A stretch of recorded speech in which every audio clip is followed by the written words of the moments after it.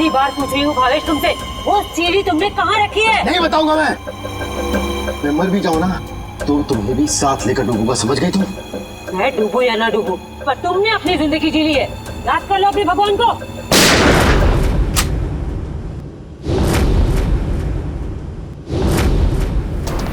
बस मुन्नी दुरेली, बहुत मचा रही आतंक। कानून को काफी वक्त से तुम्हारी तलाश थी, मगर हमें नहीं पता था कि हम इस केस के जरिए तुम तक भी पहुंच जाएंगे। खुश तो ऐसे हो रहे हो जैसे तुमने मुन्नी को जेल में डाल दिया है। ये तुम्हारी खुशकिस्मती है या बदकिस्मती कि तुम मुन्नी के दरबार में खुद चलकर आए हो? देख क्या रहे हो, खून दो इनको।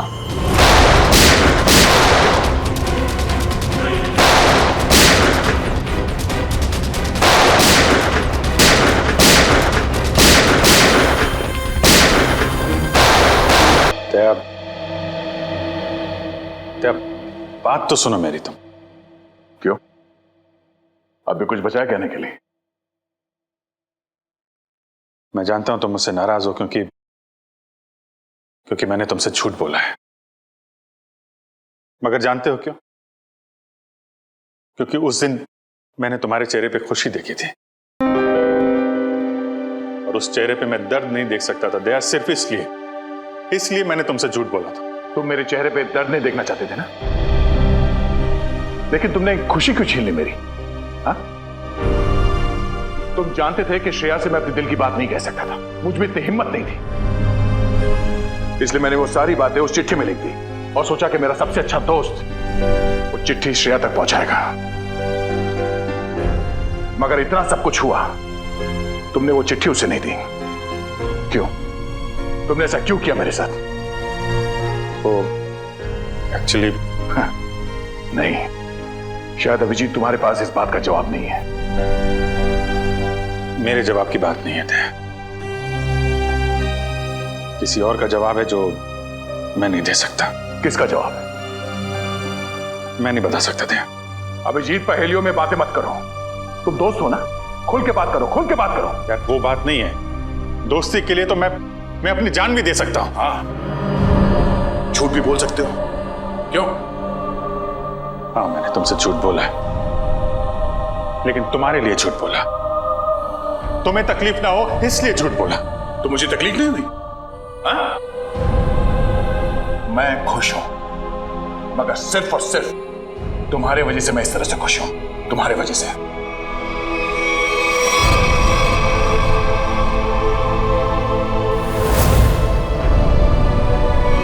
क्या 1 मिनट यार, प्लीज, ये श्रेया का गुस्सा मुझ पे मत उतारो यार।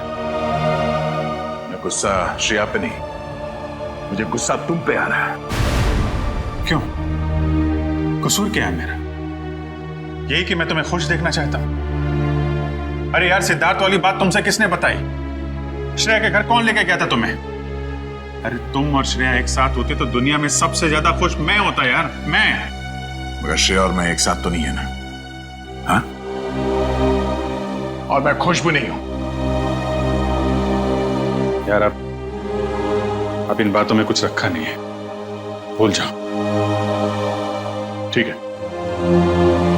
मैं भूलने के लिए तैयार हूं, मगर मेरे दिल की तसल्ली के लिए एक बार मुझे बता दो, तुमने वो चिट्ठी श्रेया को क्यों नहीं दी? नहीं, वो उसका जवाब मैं अभी नहीं दे सकता दया यार, मुझसे मत पूछो। क्यों ना पूछूं? इस एक सवाल का सीधा असर मेरी आने वाली जिंदगी भी पड़ता है और हमारी दोस्ती पे भी। ओ, मतलब अगर इस सवाल का जवाब मैंने नहीं दिया तो हमारी दोस्ती खत्म? मैंने ऐसा नहीं कहा।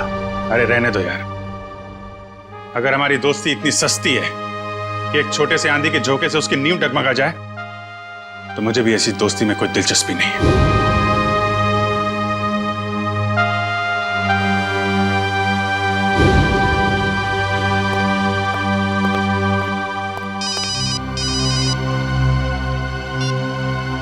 Hello,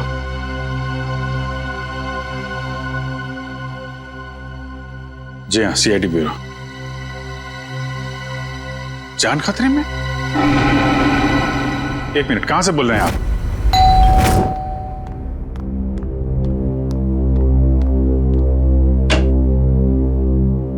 CID?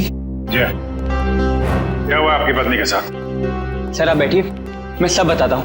तुम तो कह रहे थे कि तुम्हारी पत्नी मुसीबत में। ये गलत कह रहे हैं। मैं बिल्कुल ठीक ठाक हूँ सर। तुम्हारी हिम्मत कैसे हुई मेरी पत्नी के कपड़े पहनने की? पता नहीं सर इनको क्या हो गया है, बिल्कुल बहकी बहकी सी बातें कर रहे हैं। मिस्टर राहुल, क्या मजाक है ये? अगर आपकी पत्नी ठीक ठाक है तो सीआईडी का वक्त बर्बाद करने से क्या फायदा? सर मैं सीआईडी का वक्त बर्बाद नहीं कर रहा हूँ सर। नम्रता सच में बहुत बड़ी मुसीबत में है। दरअसल कुछ घंटे पहले लगता है आ गई।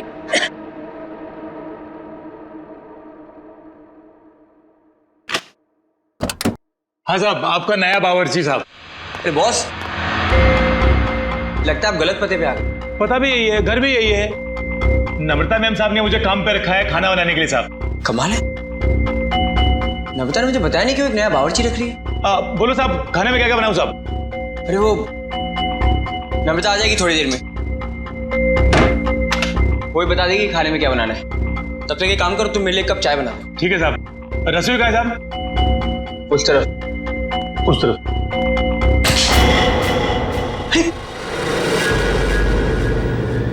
ये चाकू?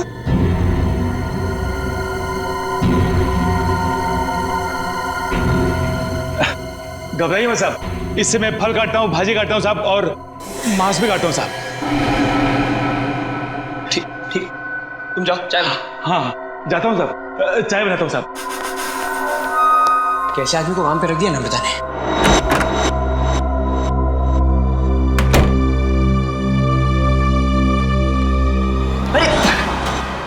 क्या साहब, डर गए क्या? ऐसे अचानक सामने आ गए तो कोई भी डरेगा ही ना। ये लो साहब आपकी कॉफी। मैंने चाय बोली थी। क्या साहब, आपने कॉफी तो मंगाया था साहब, वही लाया हूँ साहब। अरे यार मैंने चाय बोली थी। अरे कैसे बदतमीजी से बात कर रहे हो तुम? अरे एक तो गलती कर रहे हो, ऊपर से बदतमीजी से बात कर रहे हो मेरे साथ। कैसा आदमी रख दिया है। सॉरी डार्लिंग, आने में थोड़ी देरी होगी। वो मॉल में ना अच्छी सी सेल लगी है तो कुछ ज्यादा ही शॉपिंग कर ली। एक्सक्यूज मी, कौन है आप? और यूं घर में कैसे घुसे चली आ रही है? अच्छा जी, मैंने कुछ ज्यादा खर्चा कर दिया तो इसलिए तुम अपनी पत्नी से ऐसे बात करोगे? पत्नी? कौन हो तुम? और नम्रता कहाँ है? तुम्हारे सामने। अच्छा अब समझ में आया। मेरी पत्नी ने ही कहा है ना तुम्हें मेरे साथ मजाक करने के लिए, है ना? राहुल तुम्हें क्या हो गया? क्यों बहकी बहकी बातें कर रहे हो? बहुत हो गया ये बकवास। हाँ कहाँ है नम्रता? मैं अभी नम्रता को फोन करता हूँ।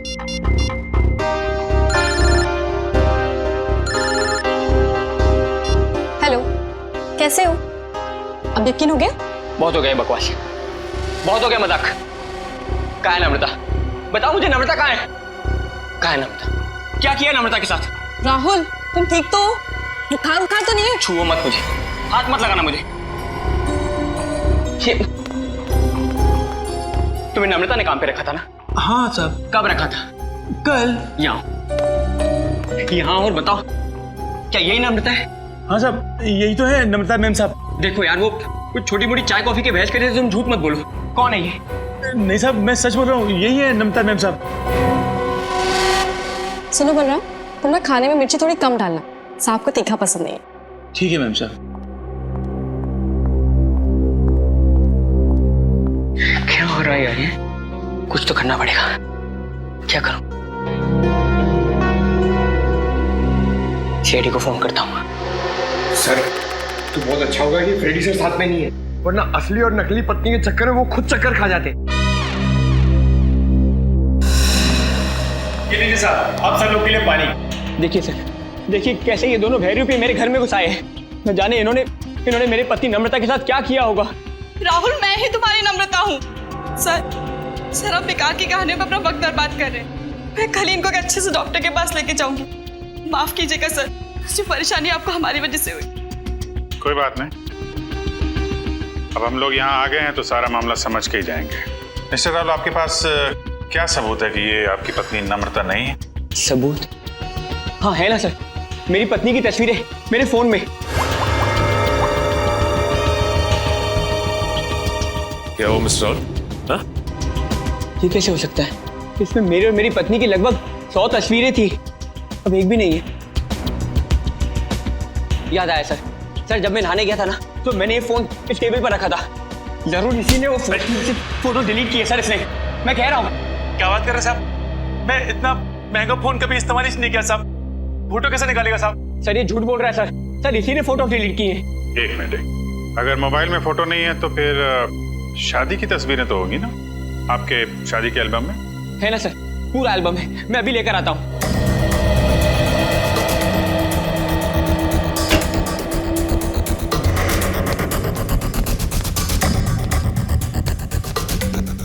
सर ये लीजिए सर, हमारी शादी का एल्बम।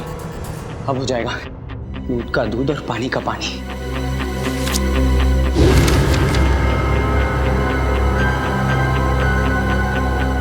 आपका कहना है कि ये आपकी बीवी नम्रता नहीं है? नहीं सर, ये मेरी पत्नी नहीं है। मेरे ख्याल से आप भी ये एल्बम देख लें तो अच्छा रहेगा।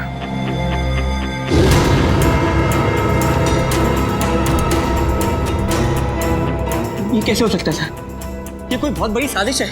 ये कोई साजिश है मेरे खिलाफ। जरूर इसमें मेरी पत्नी भी शामिल है। उसी ने भेजा होगा इन दोनों को। मिस्टर राहुल, कभी आप कहते हैं कि आपकी पत्नी खतरे में है, कभी आप कहते हैं कि वो आपके खिलाफ साजिश रच रही है। कहना क्या चाहते हैं आप? सर मुझे कोई खतरा नहीं है और ये कोई साजिश नहीं है। मैंने आपसे कहा ना इनकी तबीयत खराब है। तुम चुप रहो, मुंह बंद रखो अपना। एक मिनट, आप नम्रता हैं, आपके पास कोई आईडी वगैरह है? जी हाँ सर, पासपोर्ट है, पैन कार्ड है। आपको जो चाहिए मैं दिखा सकती हूँ। प्लीज। एक मिनट।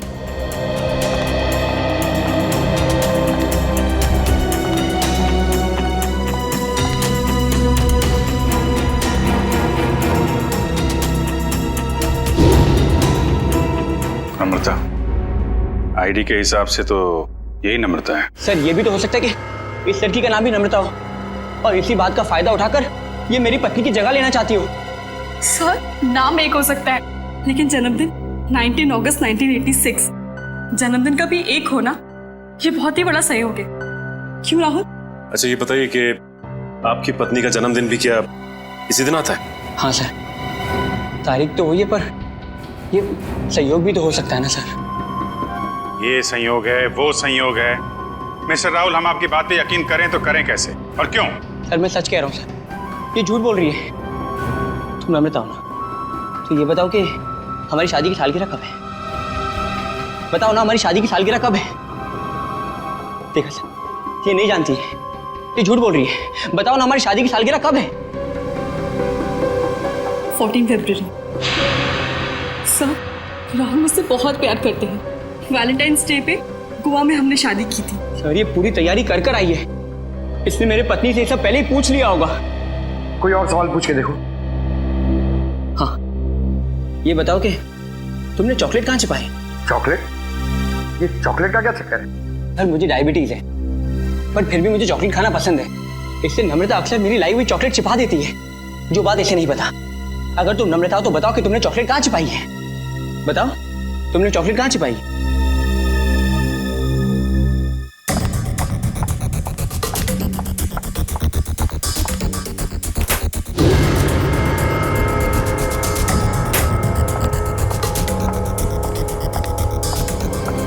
ये रही चॉकलेट। मैं तुम्हें खाने नहीं दूंगी, डायबिटीज है तुम्हें। मुझे डायबिटीज नहीं है, मुझे दे दीजिए। अब क्या कहना आपको मिस्टर राहुल? सर ये लोग पूरी तैयारी कर कर आए हैं। ठीक है, एक पल के लिए हम आपकी बात मान लेते हैं, लेकिन ये आपकी पत्नी है या नहीं, इसका जवाब तो इस घर में ही मिलेगा। तलाशी लो घर की।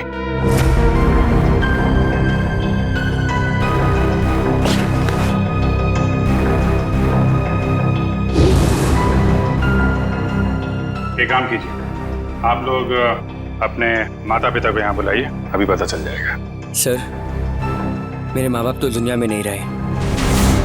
सर मेरे भी नहीं है।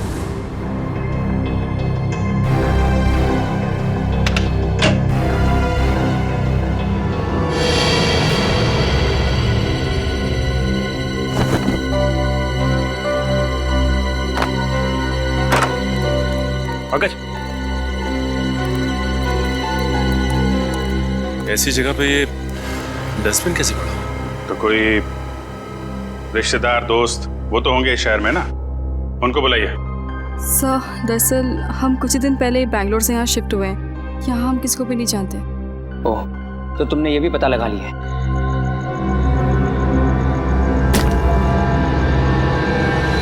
सर!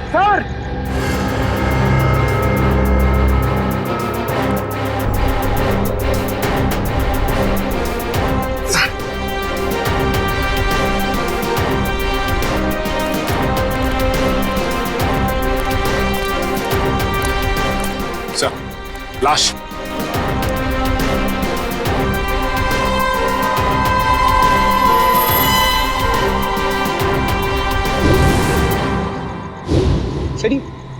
ये लाश मेरे घर में? ये कौन सा खेल खेल रहे हो तुम राहुल? पहले पति पत्नी का झगड़ा सुलझाने के लिए यहाँ बुलाया, फिर तुम्हारे घर से एक लाश निकली है।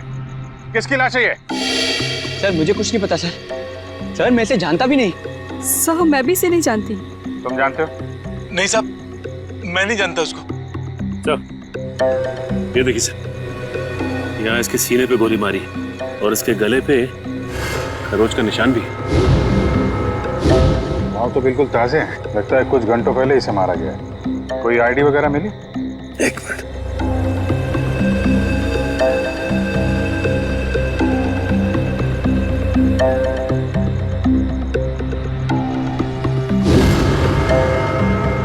सर इसका नाम पुलकित रॉबिन है।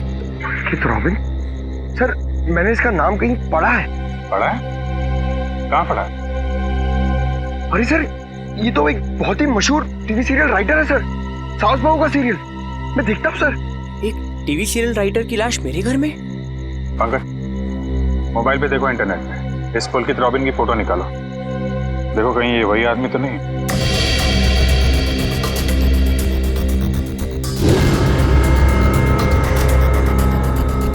तो वही है सर, ये मर गया।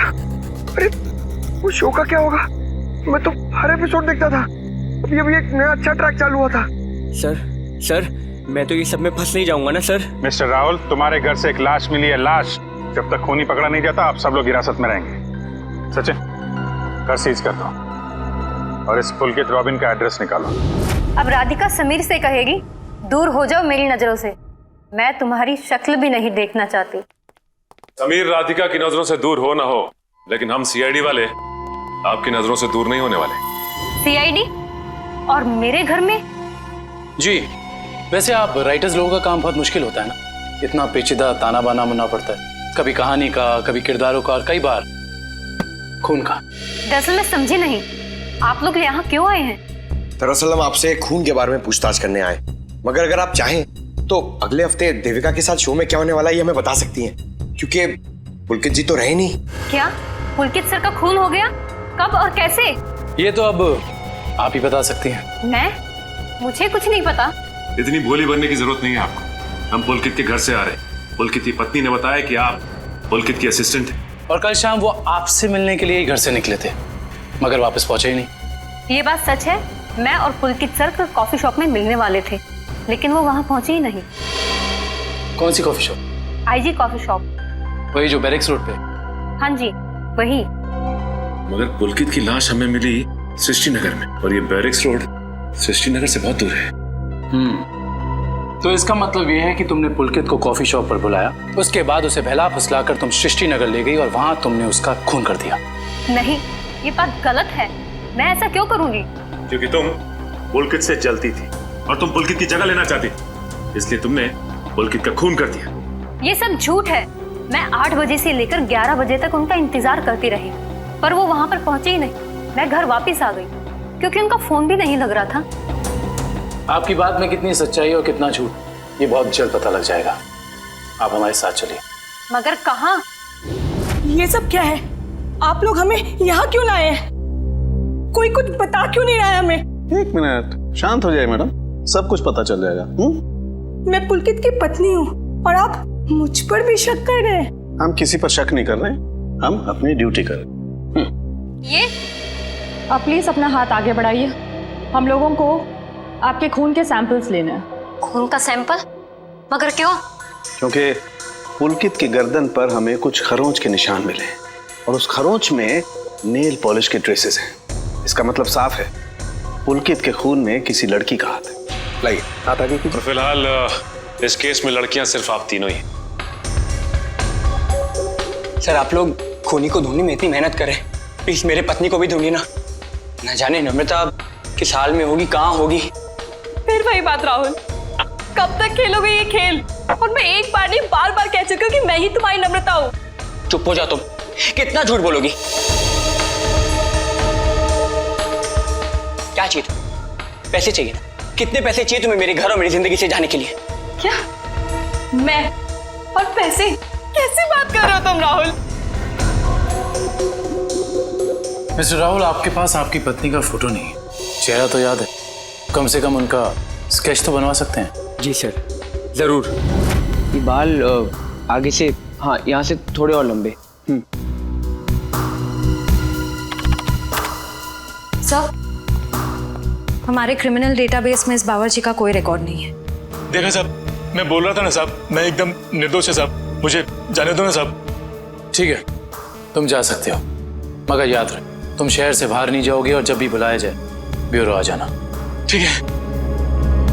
पता नहीं किसका स्केच बनवा रहे हैं, मैं तो यहाँ बैठी हूँ। Sir. Okay, thank you Paresh. तो राहुल, स्केच ठीक बना? हाँ सर बिल्कुल, यही है मेरी पत्नी नम्रता। और मैं कौन हूँ? इसकी सौतन? पता नहीं सर किस लड़की का चेहरा है ये, किसका चेहरा बनवाया इन्होंने, मुझे तो समझ में नहीं आ रहा। किसकी नजर लगी है हमारी हंसती खेलती जिंदगी को? सर इसके आंसू पे मत जाइए, ये मगरमच्छ के आंसू है। ये इन्हें हथियार बना के मेरे खिलाफ इस्तेमाल करना चाहती है, मुझे फंसाना चाहती है सर। राहुल, अगर तुम्हें मेरे साथ नहीं रहना तो साफ साफ कह दो ना, मैं तुम्हें डिवोर्स दे दूंगी। पर ये सब ड्रामा करने की क्या जरूरत है? सर ये पुलकित के कॉल रिकॉर्ड्स हैं। उसने जेनिफर के साथ में शाम को 5 बजे बात की थी और ठीक 1 घंटे बाद उसे लैंडलाइन नंबर से फोन आया था सर। अच्छा, ये लैंडलाइन नंबर है किसका, कुछ पता किया? हाँ sir, Bhavesh imports and exports नाम है कंपनी का। क्या कहा आपने? Bhavesh imports and exports? हाँ, क्यों? आप इस कंपनी के बारे में जानती हैं? हाँ सर, मैं जानती हूँ। राहुल इसी कंपनी में तो काम करते हैं। आप लोग मेरी तरफ इस तरह क्यों देख रहे हैं? मैंने उसे फोन नहीं किया है सर, मैं तो उस पुलकित को जानता तक नहीं हूँ। बुधवार शाम 6 बजे तुम अपने ऑफिस में थे या नहीं? 6 बजे ठीक तरह याद तो नहीं आ रहा, पर शायद तब तक मैं ऑफिस से निकल गया था सर। देखो राहुल, शायद से तो काम नहीं चलेगा। सर अगर आप लोगों को मेरे पे विश्वास नहीं है तो आप लोग मेरे ऑफिस चल के पूछताछ कर सकते हैं। ठीक है, तो चलकर पूछताछ कर लेते हैं तुम्हारे ऑफिस में, और ये भी पता कर लेते हैं कि जो स्केच तुमने बनाया है ऐसी कोई लड़की है भी या नहीं। एक बार शर्मा जी बस पहुंचा दीजिए, मैंने चेक कर लिया। उन्हें बोलिए टेंडरिंग का प्रोसेस चालू था। अरे राहुल, तुम यहाँ पर इस वक्त और आज ऑफिस नहीं है? और ये लोग कौन है? सर ये लोग सीआईडी से। सीआईडी? जी सर। क्या बात है, बताओ। क्या बताऊं सर, मैं एक बहुत बड़ी मुश्किल में फंस गया हूँ। कैसी मुसीबत? लाश मिली इनके घर के बैकयार्ड से। व्हाट? ये मैं क्या सुन रहा हूँ? कहीं तुम्हारा इसमें कोई हाथ तो नहीं है? नहीं सर, मेरा इसमें कोई हाथ नहीं है। मैं तो उस पुलकित रॉबिन नाम के आदमी को जानता तक नहीं जिसकी लाश मेरे घर से मिली है। मिस्टर भावेश, आप अपने जरा सारे स्टाफ को बुलाएंगे। सुमित,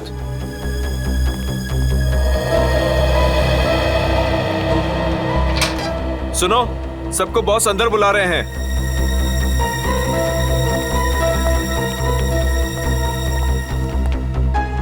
इस फोटो को देखिए, ये आदमी पुलकित है जिसकी लाश हमें राहुल के घर से मिली। कोई पहचानता है इसे? जरा ध्यान से देखिए, टीवी सीरियल लिखते थे। आप इसे पहचानते हैं या इनसे जुड़े किसी आदमी को जिनका इनके साथ संबंध हो? ऐसा तो हो नहीं सकता कि आप में से कोई भी इन्हें नहीं जानता, क्योंकि आपके ऑफिस के लैंडलाइन से फोन किया गया था शाम को 6 बजे बुधवार। व्हाट? तो शायद राहुल ने किया होगा। मैं क्यों फोन करूंगा सर, मैं तो उसे जानता भी नहीं। और ऐसा भी तो हो सकता है कि इसी ऑफिस से किसी और ने फोन किया हो। और तो और सर, मैं तो जिस घर में रहता हूँ घर भी मुझे ऑफिस की तरफ से मिला है। Interesting, very interesting. आप में से किसी को याद है कि बुधवार को राहुल कितने बजे तक ऑफिस में था? हाँ सर, 5:30 बजे तक। 5:30 बजे, और पुलकित को फोन किया गया 6 बजे। हरीश जी, बहुत बहुत शुक्रिया हमारी दुविधा दूर करने के लिए। Thank you. हरीश, क्या तुम मेरा एक काम और करोगे? हाँ हाँ बोलो। तुम्हें याद है तुम वो इम्पोर्टेंट पेपर्स लेकर मेरे घर आए थे? हाँ याद है। तब तुम मेरे पत्नी नम्रता को मिले थे ना? हाँ हाँ राहुल, लेकिन उस बात का इस खून से क्या लेना देना है? लेना देना है, क्योंकि एक अनजान औरत मेरे घर में घुस आई है और मेरे पत्नी होने का नाटक कर रही है। क्या तुम प्लीज उसे चल के मेरे लिए पहचान सकते हो? हाँ हाँ श्योर। कहाँ है वो औरत? नीचे हमारी गाड़ी में बैठी हुई, आइए हमारे साथ। देखना सर, अब इस औरत का भांडा फूट जाएगा। धीरज रखिए, अभी पता चल जाएगा। अरे हरीश जी, कैसे हैं आप? हेलो नम्रता, मैं ठीक हूँ, तुम कैसी हो? क्या बताओ, पता नहीं राहुल को क्या हो गया है। हरीश, ये तुम क्या कह रहे हो यार? ये मेरी पत्नी नम्रता नहीं है। व्हाट? ये कैसी बात कर रहे हो राहुल? यही तो नम्रता है, तुम्हारी पत्नी, जिससे तुमने मुझे मिलवाया था। अब क्या कहना है मिस्टर राहुल आपका? है कोई जवाब आपके पास? हरीश, लगता है तुम्हारे आंखों का नंबर बढ़ गया है। जाके अपनी आंखें टेस्ट करवाओ। तुम एक ही बार मिले इसलिए शायद इसे पहचान नहीं पा रहे हो। हाँ मिस्टर राहुल, मेरे चश्मे का नंबर जरूर बढ़ गया है, लेकिन मेरी याददाश्त कमजोर नहीं हुई है। यही नम्रता है। यकीन नहीं होता ये सब में तुम भी शामिल हो। सर, मैं कह रहा हूँ पुलकित के खून में ना इसी का हाथ है। अरे ये कैसी बात कर रहे हो राहुल? तुम्हारा दिमाग खराब हो गया? सर, ये झूठ बोल रहा है। मैं ठीक कह रहा हूँ सर। राहुल, ठीक और गलत का फैसला हम लोग करेंगे, आप नहीं। सर, मैं आपको कुछ बताना चाहती हूँ। सर, कुछ साल पहले राहुल को एक मानसिक बीमारी थी और शायद उन्हें वो बीमारी वापस हो गई है। क्या? इतनी बड़ी बात तुमने हमसे छुपाई क्यों? ये भी पता कर आई हो तुम? सर, ये सच है कि मुझे बीमारी थी, पर अब मैं बिल्कुल ठीक हूँ। अब चाहे तो बैंगलोर में मेरे साइकियाट्रिस्ट से बात कर सकते हैं। हाँ सर, मैं भी वही कह रही हूँ। ये बिल्कुल ठीक हो गए थे, पर शायद इन्हें दोबारा दौड़ना पड़ रहा है। ये मुझे पहचानने से इनकार कर रहे हैं। सर, शायद इन्होंने ही पुलकित को मारा होगा। चुप हो जाओ तुम। एक तो मेरी बीवी को गायब कर दिया, ऊपर से मेरे पे झूठा इल्जाम लगा रही है। मैं ऐसे जान से मार दूंगा। पीछे हो। क्या बिगाड़ा है मैंने राहुल तुम्हारा? सर प्लीज राहुल को अपनी कस्टडी में ले लीजिए सर। देखिए ना, अपनी पत्नी को दिन दहाड़े जान से मारने की धमकी दे रहा है ये। पुलकित का खून राहुल ने किया है या किसी और ने, इसका पता तो हम लगा ही लेंगे, मगर ऐसा तो हो नहीं सकता कि पुलकित को मरते हुए किसी ने देखा या सुना ना हो। उस मोहल्ले के लोगों से पूछताछ करनी होगी। सर, आसपास के सभी घरों में हमने पूछताछ कर ली है, बस ये एक आखिरी घर बाकी है। चलो यहाँ भी पूछ के देखते हैं। संभल के।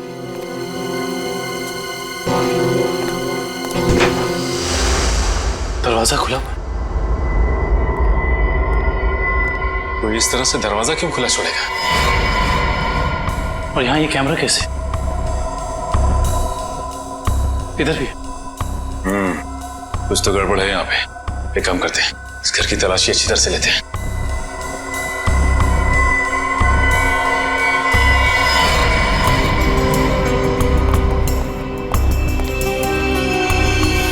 सर जल्दी आइए। ये देखिए, एक और कैमरा, 2 कंप्यूटर स्क्रीन, स्पीकर्स और हेडफोन्स। दो कंप्यूटर स्क्रीन एक साथ बाहर, और यहाँ कैमरास भी लगे। कहीं यहाँ वीडियो एडिटिंग तो नहीं चल रही? इसे ऑन करो।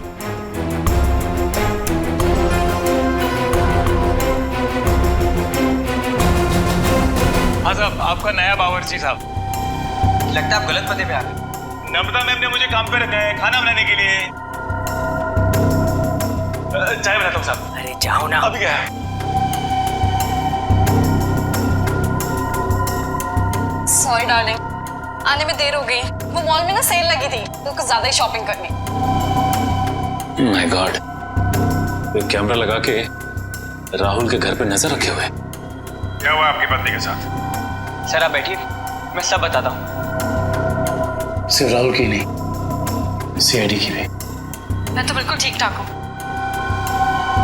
सर, एक बात समझ में नहीं आ रही है, इतनी दूर से सीआईडी का वक्त बर्बाद करने से क्या फायदा है? मगर ये आवाज इतनी क्लियर कैसे आ रही है? मैं अभी आया। सर,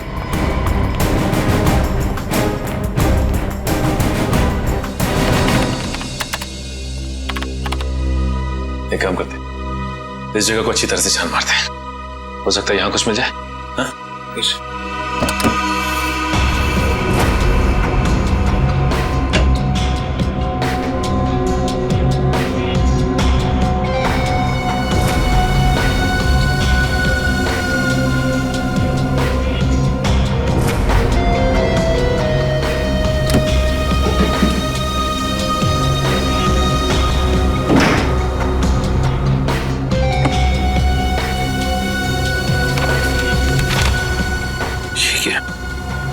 क्या हुआ सर?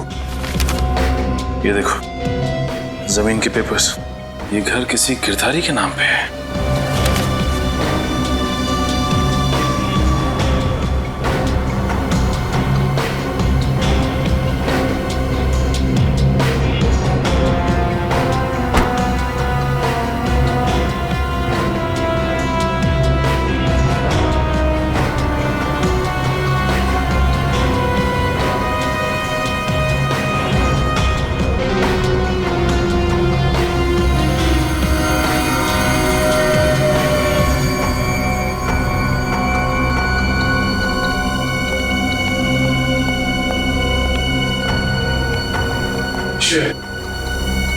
तुम्हारे सारे सवालों का जवाब ये माइक है जो मुझे राहुल के घर से मिला। स्पीकर के अंदर छुपा के रखा हुआ था। इसका मतलब गिरधारी जो राहुल के घर पर नजर रखे हुए था, उसी ने माइक लगाया हमें। कौन गिरधारी? अरे दुष्यंत, ये घर के कुछ पेपर्स मिले जिसमें लिखा है कि गिरधारी इस घर का मालिक है। आप लोग सुंदर जी के मेहमान हैं? तुम कौन हो? जी मैं तो यहाँ पर किराए पर रहता हूँ, पर आप लोग कौन हैं? हम लोग सीआईडी से। सीआईडी? जी हाँ, सीआईडी।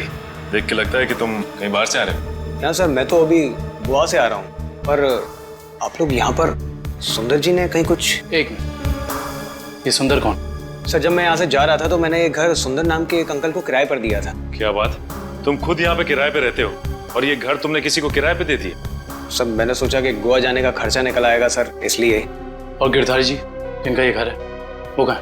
सर वो तो लंदन में रहते हैं सर, साल में सिर्फ एक बार ही इंडिया आ पाते हैं। ओह, उसी का फायदा उठा रहे हो तुम? ये कंप्यूटर कैमरास तुम्हारे? नहीं सर, ये सब मेरा नहीं है सर। झूठ बोल रहे हो तुम राहुल के घर पे नजर रखे हुए थे, जासूसी कर रहे थे उस पे। जासूसी? सर मैं राहुल के ऊपर जासूसी नहीं कर रहा था सर। देखो हमने रिकॉर्डिंग देख ली है, सच सच बताओ। मैडम मैं तो कॉलेज में पढ़ता हूँ, इतनी सारी महंगी चीजें मैं कहाँ से लाऊंगा? तो फिर ये सारी की सारी चीजें किसकी है? उस आदमी की जिसे तुमने किराए पे रखा हुआ, सुंदर?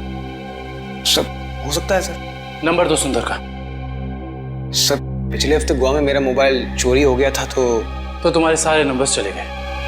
जी। बहुत अच्छा बहाना है। अपना मोबाइल नंबर दो, सुंदर का नंबर हम तुम्हारे मोबाइल रिकॉर्ड से निकाल लेंगे। सर सालुंके सर की डीएनए रिपोर्ट आ गई है। पुलकित के खरोचों में जो नेल पॉलिश के अंश मिले थे वो ना ही नम्रता के थे, ना ही संजना के और ना ही जेनिफर के। मतलब इस केस में कोई और औरत भी शामिल है? सर हो सकता है वो स्केच वाली औरत हो जिससे राहुल अपनी बीवी कह रहा है।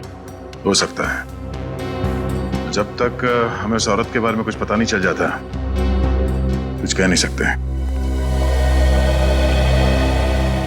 क्या हुआ, उस नेल पेंट के बारे में कुछ पता चला क्या?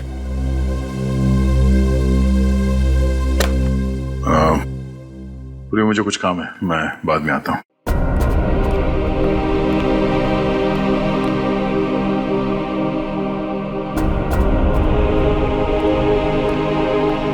सर जतिन के फोन रिकॉर्ड्स चेक करिए, सुंदर का नंबर तो नहीं मिला, मगर किसी मनीष नाम के आदमी का नंबर मिला है। करता क्या है मनीष? सर कैमरास और रीडिंग मशीन किराए पे देता है। मनीष? इस मनीष से मिलना पड़ेगा। सर यही है वो सुंदर अंकल जिन्हें मैंने अपना घर किराए पे दिया था। कौन सुंदर? मैं मनीष हूँ। गलत बात है मनीष जी, आप इतने महंगे कैमरा इक्विपमेंट्स ऐसे ही खुले घर में छोड़ा है, इन्हें तो अरेस्ट करना होगा। बिल्कुल।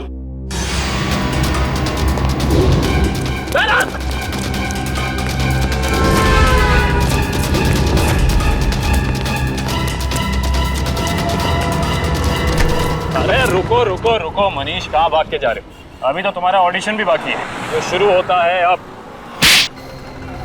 मेरा कोई इरादा नहीं था सर, मैंने तो वही किया जो मुझसे कहा गया था करने के लिए। जिसने मेरे दुकान से कैमरा और एडिटिंग मशीन किराए पे लिया था, उसी ने मुझसे कहा था ये सब करने के लिए। जिसने तुमसे कैमरा किराए पर लिया, उसी ने तुमसे घर भी किराए पर लेने को कहा?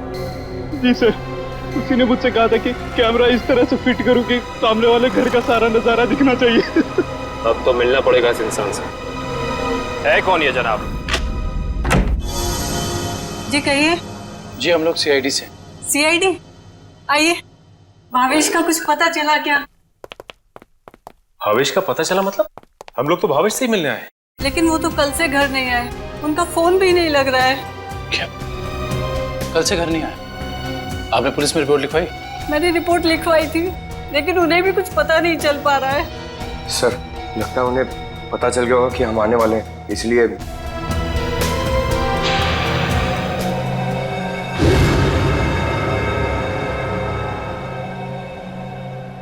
मिनट, क्या ये आपके पति भावेश है? जी हाँ।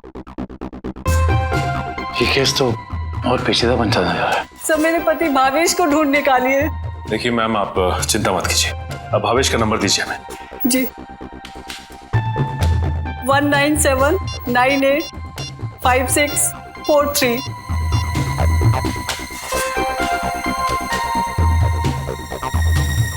भावेश के फोन तो ऑफ आ रहा है।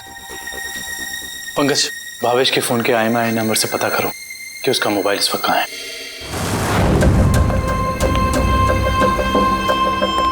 मैं आखिरी बार पूछ रही हूँ भावेश तुमसे, वो सीढ़ी तुमने कहाँ रखी है? नहीं बताऊंगा मैं मर भी जाऊं ना तो तुम्हें भी साथ लेकर डूबूंगा, समझ गई तुम? मैं डूबू या ना डूबू, पर तुमने अपनी जिंदगी जी ली है। याद कर लो अपने भगवान को।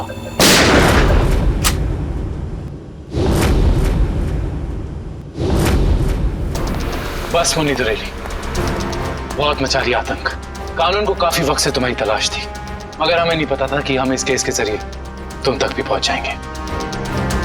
खुश तो ऐसे हो रहे हो जैसे तुमने मुन्नी को जेल में डाल दिया है। ये तुम्हारी खुशकिस्मती है या बदकिस्मती कि तुम मुन्नी के दरबार में खुद चलकर आए हो? देख क्या रहे हो? खून दो इनको।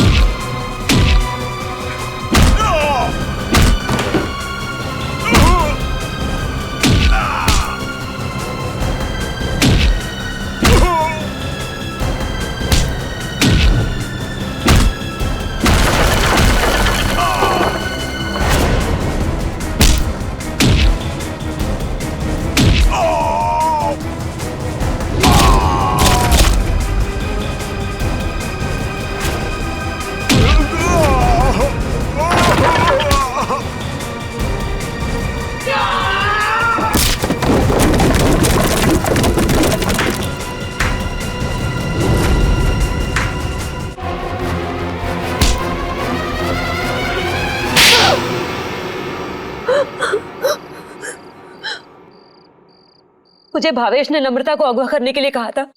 क्यों भावेश, क्या बिगाड़ा था नम्रता ने तुम्हारा? बहुत लंबी कहानी है। कोई बात नहीं मिस्टर भावेश, CID के पास मुजरिमों की दास्तान सुनने के लिए हमेशा वक्त रहता है। शुरू कीजिए अपनी कहानी। ये उस वक्त की बात है जब मैं शहर में नया नया आया था। टेलीविजन की दुनिया में लेखक के तौर पर नाम कमाना चाहता था। अलग अलग तरह की कहानियां लिखी, अलग अलग तरह के किरदारों को जन्म दिया। मेरी आंखों में सिर्फ एक ही सपना था कि किस तरह मेरी कहानी छोटे पर्दे पर साकार हो जाए। मगर तुम्हारा तो इंपोर्ट एक्सपोर्ट का बिजनेस था ना? क्योंकि मेरे साथ कुछ ऐसा हुआ जिसने मुझे मजबूर कर दिया अपने सपनों को कुचलने के लिए। जिसके साथ मैं किराए के घर में रहता था, जिसे मैं अपना दोस्त समझता था, उसने मुझे धोखा दिया। उसने मेरी कहानी चुराई और एक चैनल में बेच दी और रातों रात अमीर बन गया। हर तरफ उसी के चर्चे, उसी की बातें। मैं ये सदमा बर्दाश्त नहीं कर पाया और फिर मैंने अपने करियर को नई दिशा दी और भावेश इंपोर्ट एक्सपोर्ट का बिजनेस शुरू कर दिया। मगर इस सब का मेरी किडनैपिंग से क्या लेना देना है? ये बात सच है कि मैंने अपनी लाइन बदल दी थी, लेकिन ये भी सच है कि मेरे अंदर एक राइटर छुपा हुआ है। टेलीविजन में कुछ कर गुजरने का जुनून है मेरे अंदर। मैंने वापस कलम उठाई और एक अनोखे रियलिटी शो का कॉन्सेप्ट लिख डाला, जिसमें पति पत्नी में से किसी एक की जगह एक अजनबी अगर उनके घर आ जाए तो फिर उस पार्टनर की क्या प्रतिक्रिया होगी। इस तरह का रियलिटी शो लिखा था मैंने। क्या ये सब एक रियलिटी शो था?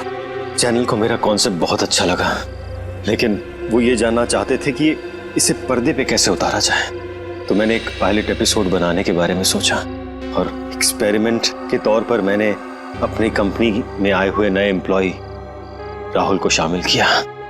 वाह, कमाल है। अगर तुम एक रियलिटी शो ही बनाना चाहते थे तो एक जायज ढंग से भी बना सकते थे।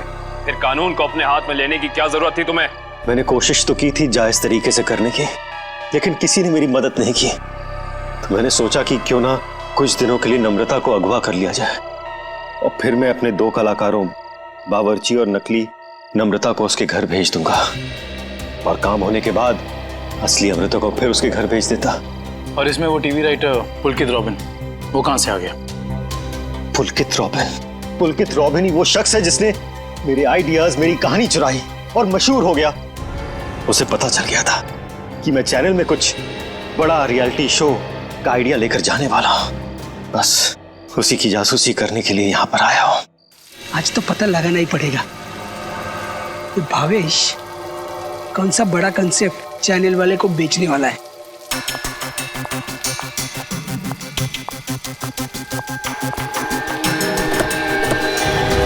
चल गाड़ी में बैठ। मानो तुम, मैं नहीं जाऊंगी। गाड़ी में बैठी गोली मारो। छोड़ो मुझे। क्या कर रहे हैं तुम लोग? छोड़ो उसको। क्या कर रहे हैं तुम लोग?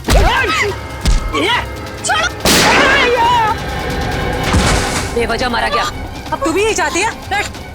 छोड़ दो मुझे। मैं इसको लेकर जाती हूँ, तुम इसको ठिकाने लगाओ।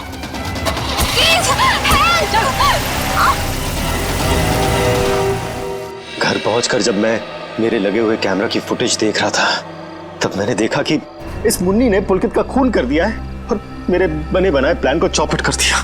मैं उसे मारना नहीं चाहती थी, वो खुद बीच में आ गया था।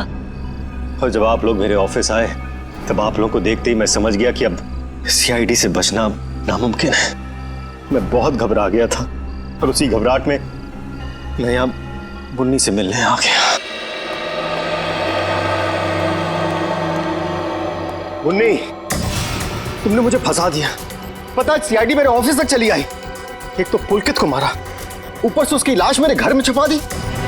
बोला था ना सेठ, लड़का लोगों को नहीं पता था कि तुम्हारा घर राहुल की कंपनी में आता है। अरे मैंने तुम्हें सिर्फ किडनैप करने के लिए कहा था, वो भी कुछ दिनों के लिए, पर तुमने पूरा रायता फैला दिया। याद रखना मुन्नी, अगर सीआईडी ने मुझे गिरफ्तार किया ना तो मैं तुम्हारी सारी पोल खोल दूंगा।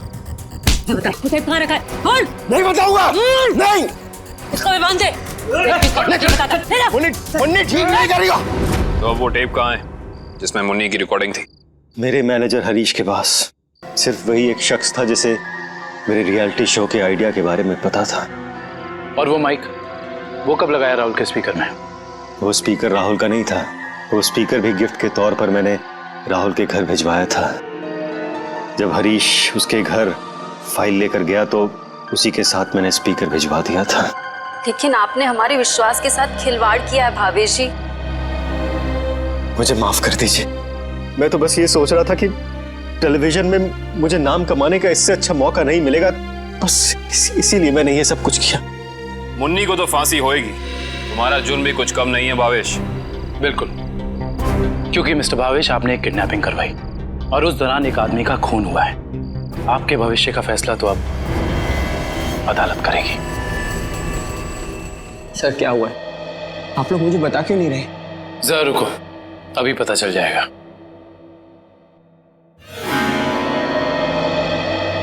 राहुल,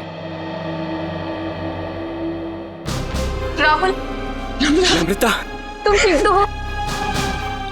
तुम ठीक हो ना? हाँ, मैं ठीक हूँ। थैंक गॉड तुम आ गई। थैंक गॉड तुम वापस आ गई। मुझे तो लगा था मैंने तुम्हें हमेशा हमेशा के लिए खो दिया है। हाँ, मुझे भी ऐसे ही लगा था। मुझे तो उम्मीद भी नहीं थी कि मैं कभी तुम्हारे पास जिंदा लौट कर भी आऊंगी। वो तो अच्छा हुआ कि सही वक्त पर सीआईडी वाले आ गए, जिन्होंने हमें फिर से मिला दिया। तुम दोनों मुझे माफ कर देना। मुझे नहीं पता था कि मेरी एक्टिंग चीजों को इतनी गलत दिशा में ले जाएगी। एक्टिंग? मैडम, माना कि भावेश जी ने आपको वहाँ एक एक्टिंग असाइनमेंट के लिए भेजा था, मगर लाश देखने के बाद और सीआईडी की कस्टडी में होने के बावजूद आपने हमें सच क्यों नहीं बताया? क्योंकि सर, उन्होंने मुझसे कहा था कि कितनी भी टेढ़ी स्थिति क्यों ना आ जाए, मैं अपना काम करना ना छोड़ूं, एक्टिंग ना छोड़ूं। इसलिए मुझे लगा कि वो लाश भी नकली है और सीआईडी भी, सब बस रियलिटी शो का हिस्सा है।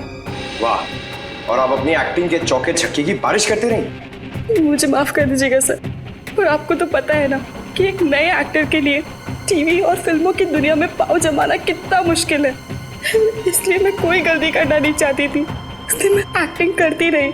अब आप लोग मुझे जो सजा देना चाहें मुझे मंजूर है। सर रहने दीजिए ना सर, अब मुझे मेरी नम्रता मिल गई और आप लोगों ने असली मुजरिम को पकड़ लिया है। गलती तो उन्होंने की है तो इन्हें सजा भी मिलेगी, लेकिन इन्हें क्या सजा मिलेगी ये अदालत तय करेगी।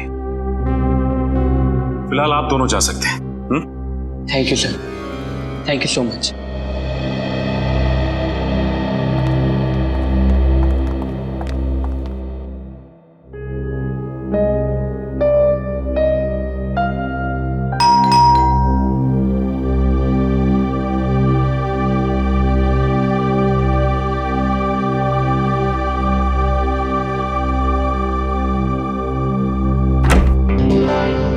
तारिका, आवा, अच्छा हुआ तुम आ गई। सब ठीक है ना अभिजीत? नहीं, इस वक्त बुलाया इसलिए पूछ रही थी। नहीं, वो एक्चुअली मुझे तुमसे कुछ जरूरी बात करनी थी। कितने परेशान लग रहे हो, क्या बात है? एक्चुअली समझ नहीं पा रहा हूँ मैं तुमसे कैसे बताऊं। मैं समझ गई, दया के बारे में ना? मैं जानता हूँ ये सुनकर तुम्हें बहुत धक्का लगेगा, और इससे पहले मेरी हिम्मत जवाब दे जाए, मैं तारिका, जब एसीपी साहब यहाँ वापस आएंगे तो मैं उनसे कहने वाला हूँ वो मेरा ट्रांसफर कर दे। क्या? ट्रांसफर? आई एम सॉरी तारिका, मैं और बर्दाश्त नहीं कर सकता। मेरे और दया के बीच में जो कुछ चल रहा है, मैं अभिजीत, लेकिन दया तो तुम्हारा दोस्त है ना? हाँ, लेकिन अब दोस्ती रही कहाँ? ऐसे क्या, दोस्तों के बीच में तो ऐसा होता रहता है, ऐसी छोटी मोटी गलतफहमी, ऐसे झगड़े। इसका मतलब ये थोड़ी कि एक दोस्त ऐसे मुंह मोड़ के निकल जाए। तारिका, मैं जान दे सकता हूं मैं उसके लिए, वो बात नहीं है, लेकिन ये सब मैंने सपने में भी नहीं सोचा था कि हमारी दोस्ती इस मुकाम तक पहुंच जाएगी। मैंने फैसला कर लिया है, मैं यहां से चला जाऊंगा।